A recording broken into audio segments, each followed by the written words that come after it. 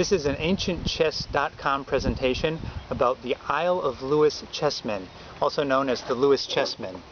These chessmen came to light in 1831. Somebody showed up and was trying to sell them somewhere in Scotland. And it's really a mystery exactly how they were found. Most recent evidence tends to point to the area called Mealasta on the Isle of Lewis in Scotland, because there were these little storage areas dating back from the Bronze Age and the early Renaissance, where little sort of bunkers underground had been constructed, which is apparently the kind of place where these were stored, which allowed them to be kept for centuries without being lost or damaged. The pieces are, these are of course copies that I'm showing you here, and the original pieces, they don't have this coloring like this. They're just like this. They look like just plain ivory. There were actually 4 sets found with 5 pieces missing, so a total of 59 beautiful full pieces found with faces and everything, and that's not including pawns. There were about 20 pawns found also. They don't get as much attention since they're, simple and not as elaborate and don't have the character of these fantastic pieces. And speaking of character, each one is actually different. Although they're carved in the same basic style for the same sets, every one is different. So you'll see that the knights have different shields. You'll see the way they grasp their spear is different. Their helmets are a little different. Every piece in this set is a unique character. Here are the queens, for instance. You'll see that one's holding something in her hand, the other's just holding her elbow, and then they have these very elaborate carvings on the back of their thrones. These pieces are actually cast in a stone, casting stone. Very good pieces.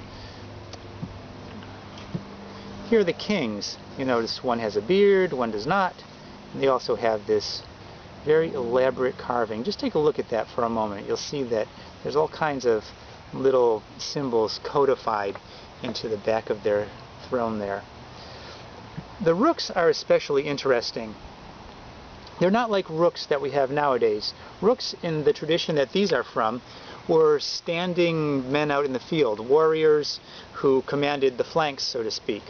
And you'll notice that they also have their variety. Even within this one set, the artist has chosen 4 different actual figures to represent here. One with this sort of bull head, one who's biting his shield, that's called the berserker motif. One of these guys who gets all worked up and going crazy for battle. Here's a similar style guy who's not biting his shield, and here's a fellow who's just another variation holding his shield to the side. And you'll notice that the symbols on these shields gave the investigators some information as to exactly where the pieces were from.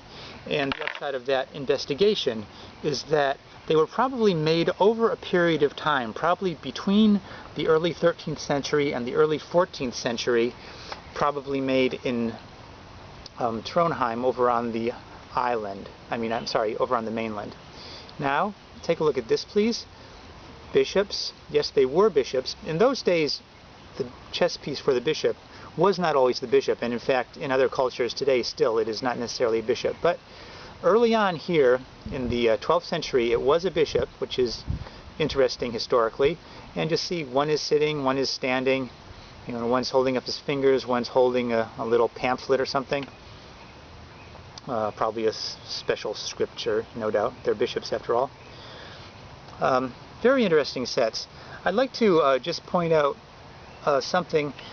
These are not from the original set, but because the rooks are so unusual to the modern eye, some modern pieces that are actually made for playing have a castle standing in for the rook, and we'll look at that later when we see some more sets. There's a lot of literature about these pieces, or they've been mentioned at least a lot. This is the most famous book about chess history ever written. It's almost 100 years old, or the original edition I should say is. It's from 1913 by H.J.R. Murray. And in his book, already these pieces had been discovered, and he gives elaborate drawings of many of the pieces. And even on the front cover, one of these knights was chosen as one of the graphic for the front. So it gives you an idea how famous this set is. If you ever find any coffee table or book about chessmen themselves with pictures and everything, you will almost certainly find a very good representation of the Lewis chessmen. Here's one. There's a knight again, very much like the one we just looked at. And this happens to be Raymond Keene's book, Chess and Illustrated History. A more recent book, a very recent book, is The Lewis Chessmen Unmasked. I recommend this book, and I actually include this book sometimes. You know, I do sell these sets and various variations of them.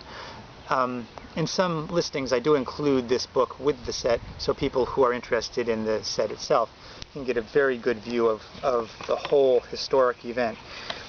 This book shows an actual photograph of every one of the 59 pieces that were found.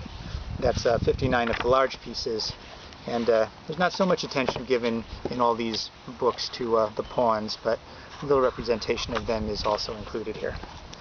Let me show you a few of the reproductions of this set that I have. I've got a fellow, Ivan, in Canada, who is a master caster and artisan, and has designed a few variations of this set to be appealing to collectors and players of all kinds. Okay, let me take the camera here. This is really my favorite.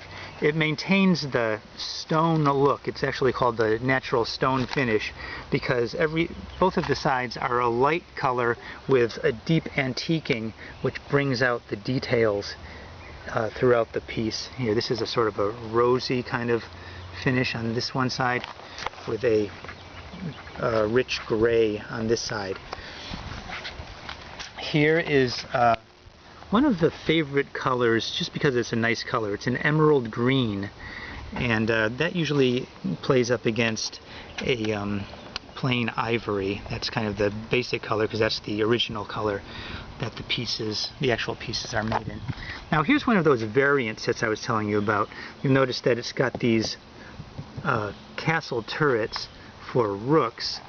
And interesting here, what the craftsman did is he took the original design of the rook and miniaturized it to make that pawn. So the pawns in this set are more interesting than the pawns in the original. The castles are more user-friendly to the modern chess player. And interestingly, there's a different form of castle on this side of this set. And as I was saying, the little guys standing as pawns. One more thing. Here's a miniaturized set. Now the other sets I was showing you are the original size. This guy is 3.5 inches tall, 3.5 inches tall. Now some of the pieces in the original were only 3-inch tall kings with similarly smaller pieces all around for the whole set. So this guy is 3 inches tall, 3 inches tall, and the pieces that match that size. This is smaller than any of the original. This guy's only 2.5 inches, and it makes a very cute little set with you know, the little guys. It's one of the modern playing sets, as I was discussing, with the rooks and the little warriors as pawns. This rook is over here too, and very pleasant to play a game on this set. These sets come packaged up like this in a box, all packaged in bubble wrap and plastic. A nice box with a little, it's cardboard, corrugated cardboard with an indication of what's inside on there. So that's the story from ancientchess.com. Please do go on our website and just look around. We not only offer chess sets of all kinds for sale, but we have a lot of information about chess sets, and we really welcome you to write to us, post comments, check our videos. We have many more videos about chess, and we're just all about the history of chess, where chess has been, what it's looked like, how it has been played, and just really how it's captured people's fascination, people's imagination for about 1,500 years now.